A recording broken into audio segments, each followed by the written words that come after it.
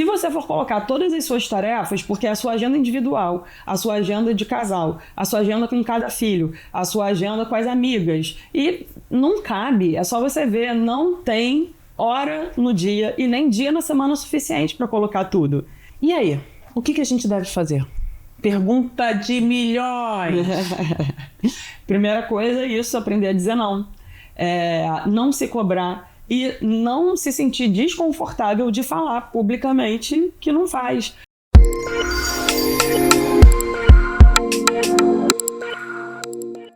Olá, gente! Voltamos com mais um episódio do Delas para Elas com a doutora Patrícia Cirilo, psiquiátrica com pós-doutorado em Harvard, mas a gente conhece como Dinda, tá? Dinda da Sossô, Dinda do Luan, porque Dinda de um, Dinda dos dois. Amiga, mais uma vez, obrigada por estar aqui.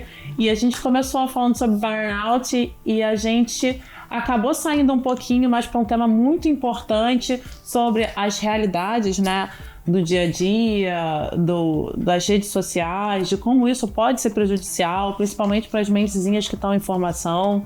E a gente fala do culturalmente da Mulher Maravilha, que é uma coisa da nossa cultura, né?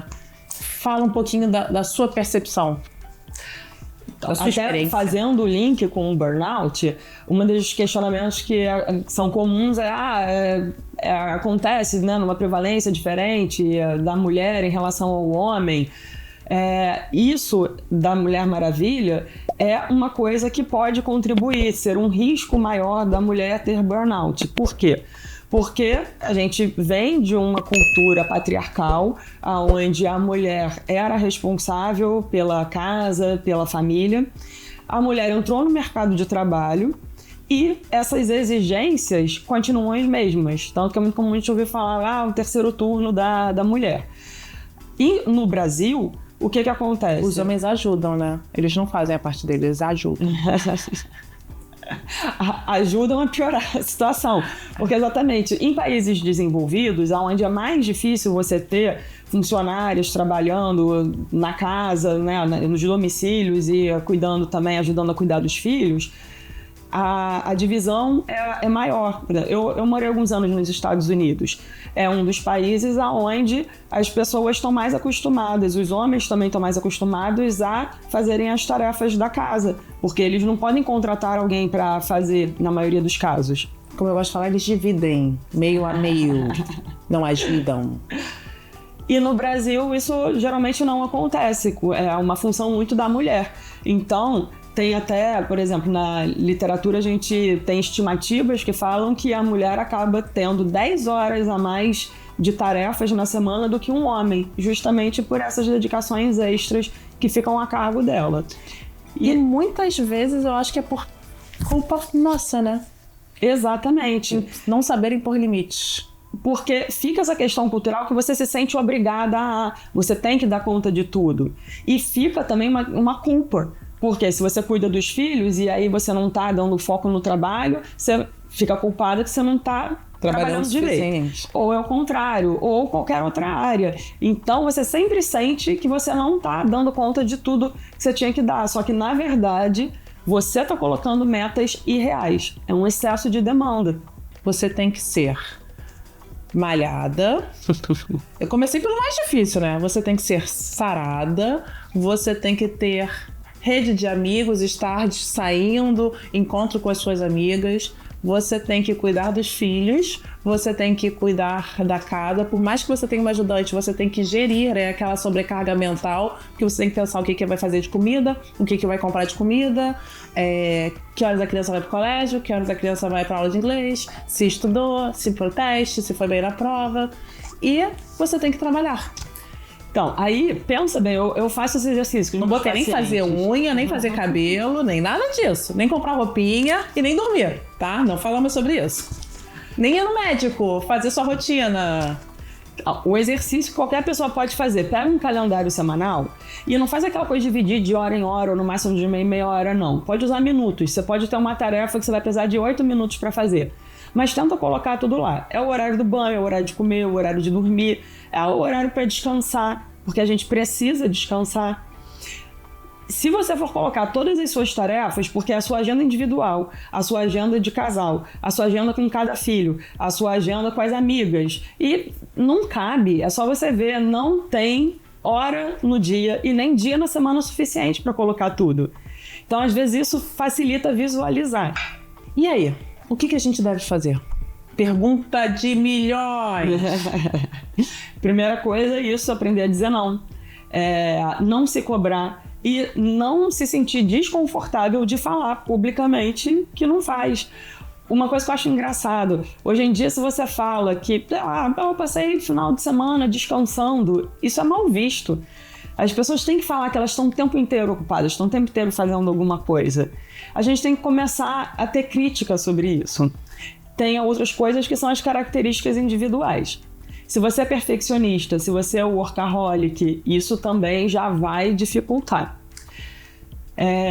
Agora, o burnout especificamente, como ele é uma situação... A gente voltou para ele?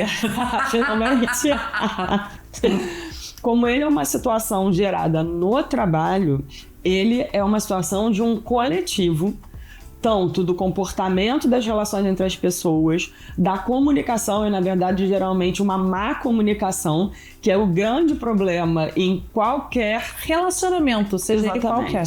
O grande problema do ser humano é sempre a comunicação, são as relações entre si.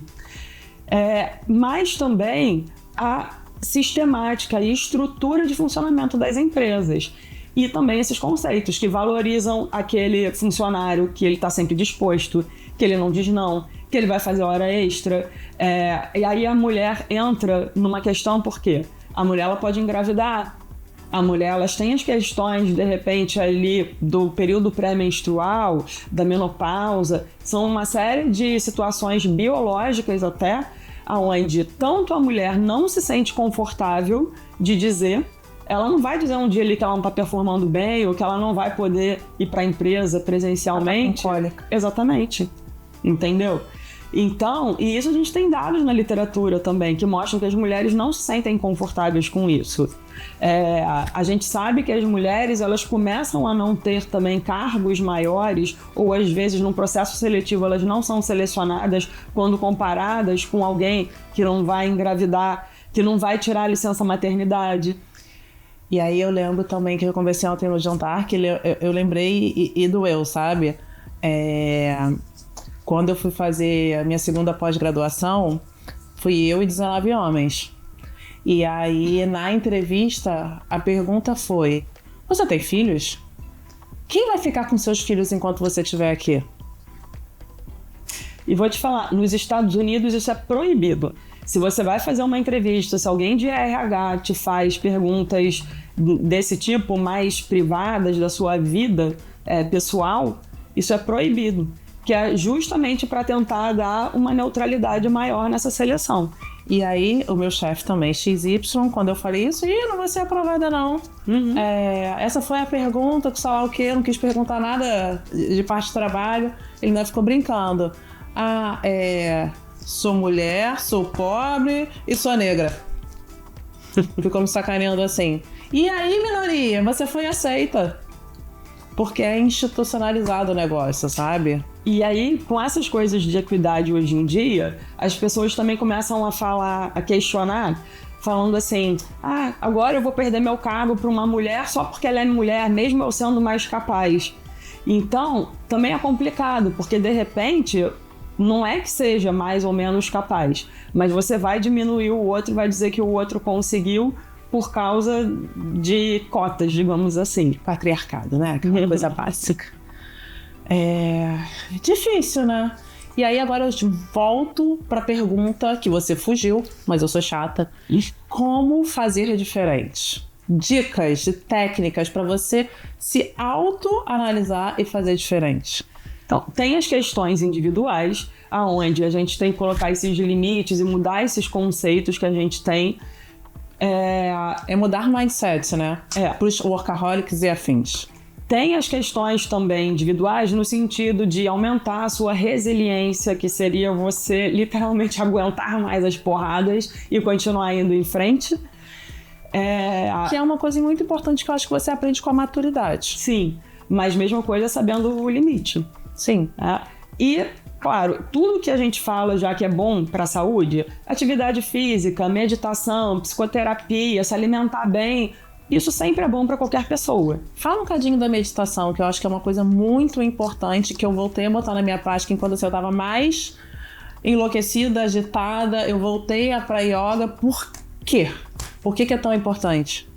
Porque a meditação, ela faz realmente a gente ser mais tolerante, ter um limite maior pra gente se irritar, pra gente se incomodar com alguma coisa. Você tem o seu espaço, né? Melhora a cognição, concentração, memória, atenção. E basicamente é por isso que você consegue fazer o seu cérebro desligar um pouco e recuperar energia. É uma coisa muito simples da gente pensar, é a gente pensar assim, um carro que ele tem um combustível que ele suporta, tem o máximo que o tanque do carro aguenta de combustível. E o nosso corpo, o nosso cérebro é assim também. A gente acha que é infinito, mas não é. E o cérebro, ele vai selecionando em que momentos que ele vai usar mais energia. Tem aqueles momentos, a maior parte do tempo, o nosso cérebro está no automático. Só que quando você começa a gastar o combustível, a energia, numa coisa que não é uma prioridade, na hora que você realmente precisar, não vai ter. Outra situação que a gente pode pensar também é no carregar a bateria do celular. A gente todo dia não pega ali, a maioria das pessoas elas costumam fazer justamente à noite quando vai dormir, bota o celular para carregar, para a bateria acabar, carregar no dia seguinte, acordar 100%. Mas as pessoas associam o sono com isso. Hoje em dia as pessoas já entendem que dormir é importante para a saúde. Então, dormir seria a gente estar ali ligado carregando. E seria para a gente acordar 100%. Mas vira e mexe o que as pessoas fazem? Dormem menos horas para ter mais hora para fazer alguma coisa. Você já não acorda 100%. E eu acho que talvez assim, o momento que você estava falando da meditação era uma coisa importante de tipo, não estar dormindo, mas você estar naquele momento presente, né? Você desligar e você se dar esse espaço. É um momento de autocuidado. E que entra nessa questão também da meditação e de uma técnica específica de meditação que chama Mindfulness, que tem toda essa filosofia de você estar presente. O que é estar presente? É você estar realmente focado, tendo prazer apenas naquilo que você está fazendo. Porque hoje em dia, nesse mundo estressante, todo mundo ansioso, você tá ali com seus filhos, mas você tá pensando em outra coisa. Você tá, mesmo no trabalho, você tá fazendo uma coisa, você já tá pensando em 500 outras. É engraçado. Eu fiz um curso de Mindfulness, né? E no curso, você tinha que comer estando presente. Isso é uma coisa pra mim, quem me conhece sabe que é muito difícil. Eu como rápido, porque eu já quero fazer outra coisa. Eu acho que comida é só pra sustentar, entendeu? E eu almocei, hoje eu desci em 15 minutos e voltei. Eu consegui descer, ir no restaurante, pegar minha comida, pagar, comer e voltar. E aí no Mindfulness você tinha que mastigar, pensar na comida, no trajeto que ela está fazendo, para onde ela vai, no sabor, você tinha que ficar. E como isso é importante, né? Muito. Eu fiz um curso de meditação e foi muito interessante porque teve um exercício de depois que você tinha meditado e tudo, comer uma uva e comer devagar. Literalmente, só uma. Foi a uva mais gostosa que eu já comi. Até o sabor do alimento, o prazer que você sente muda. Pois é. E, cara, eu como várias vezes por comer. Você pode botar o que for, pedra na minha frente. Eu tô comendo simplesmente porque eu tô com fome, eu quero saciar essa fome porque eu tenho que seguir o meu barco. A Lara é minha secretária que brinca, né? Já comeu, né? Engoliu, respira. Toma água aqui pra não engasgar. Toma, vai. Ela leva comida e um copo d'água pra não morrer engasgada. Ela fica preocupada que o dia vai estar dura lá dentro. Fazendo um link com isso que a gente está falando do multitasking, né? Da multitarefa de estar pensando um monte de coisa ao mesmo tempo, as mulheres também são mais propensas por isso. A gente até acostuma, tem até umas piadinhas falando o homem só consegue fazer uma coisa de cada vez. E a gente se orgulha de poder fazer várias ao mesmo tempo. Tá e errado, isso, na né? verdade, não é bom. Isso é errado. Porque alguma coisa tá no automático, você não tá dando atenção pra ela. Exatamente. Isso eu também faço, sempre até com os meus alunos, quando eu tô ensinando essa parte das funções do nosso cérebro. A gente tem 100% de atenção. Se você tá fazendo mais de uma coisa ao mesmo tempo, tá dividindo. É impossível você ter 110, 150% de atenção. o pacote é limitado. E aí a gente estava conversando um pouquinho mais cedo, falando sobre como a pandemia piorou, né? E que predispôs o burnout. Mostra a sua prática. Então, a pandemia, ela entra em vários pontos que fazem potencializar os problemas. Que foi uma situação mundial atípica, uma instabilidade, uma insegurança que ninguém sabia nem qual seria o futuro do ser humano, até em relação realmente a um medo de acabar. Um risco de vida mesmo, exatamente. Então, isso já é uma ameaça à espécie, digamos assim, isso já é um problema mundial e, ao mesmo tempo, colocou todo mundo dentro de casa, num convívio intenso. O convívio, ele sempre vai ter conflitos. Então, de repente, estava a família inteira convivendo por uma quantidade de horas que nunca havia acontecido.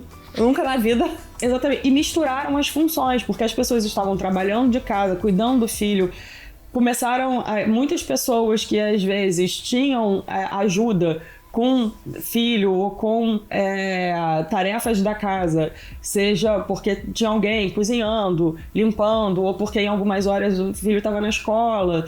Isso tudo ficou junto. Então você passou a ter que ajudar o filho a estudar. Ao mesmo tempo você estava trabalhando, você estava cozinhando, você estava limpando, estava convivendo com o marido. É aquilo que a gente falou, você tem que ser uma ótima mulher, uma ótima mãe, uma ótima profissional, só que você fazia isso tudo ao mesmo tempo, todo dia, o dia inteiro. Os limites foram acabando. As pessoas reclamaram muito disso. O acesso ficou muito fácil, não tinha mais aquela definição de que horas que o trabalho acabava. As reuniões podiam ser a qualquer hora. Então, foi muita mistura, muita mudança ao mesmo tempo. Isso, e tá difícil de tirar até hoje, né? Sim, a gente tem consequências disso até hoje. Porque até o home office acabou ficando, viu-se que era uma coisa teoricamente boa. Algumas pessoas souberam aproveitar isso porque conseguem ter o tempo para fazer as suas coisas, né? Não tem esse deslocamento para o trabalho tão intenso. Entretanto, porém, não tem fim. A maioria das empresas está caminhando para voltar para o presencial. O híbrido também está diminuindo, está existindo uma tendência para o presencial. Mas também tem um monte de gente que está saudosista aí, porque é isso, você economizava o tempo de deslocamento, tem às vezes ali um conforto, você tá na sua casa, só que você precisa ser muito disciplinado para trabalhar. Mas agora as pessoas também estão com os ajudantes em casa, né? E não estão tendo que ensinar os filhos. O problema foi quando juntou tudo ao mesmo tempo.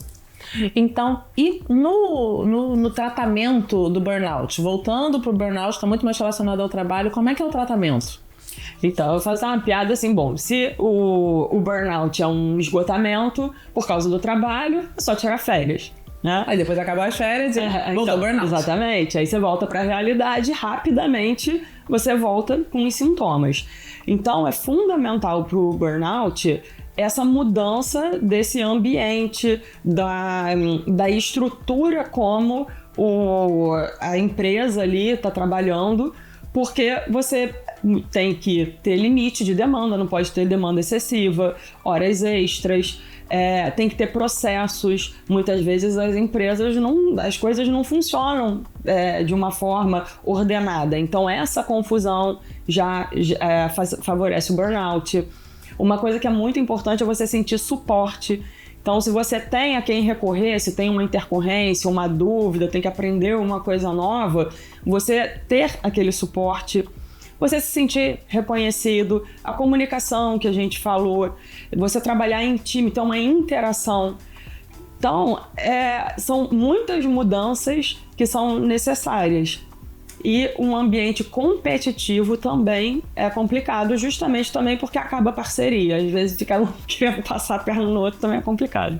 Mas aí, então, em grande parte é uma mudança do seu ambiente de trabalho que não depende simplesmente de você. Como você falou, a gente pode fazer uma meditação, ter mais resiliência,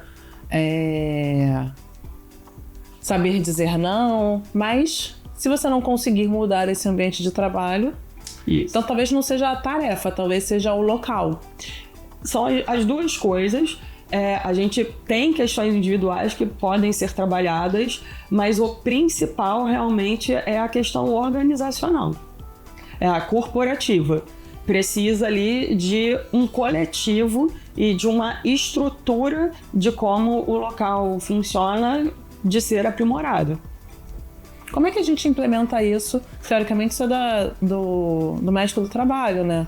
Tem que ter esse pensamento, isso não faz parte. Aí isso vai envolver, na verdade, várias áreas da empresa, muitas vezes até a consultoria, você ter realmente até alguém neutro, porque se você chega numa empresa sendo dela, as pessoas muitas vezes não vão se abrir.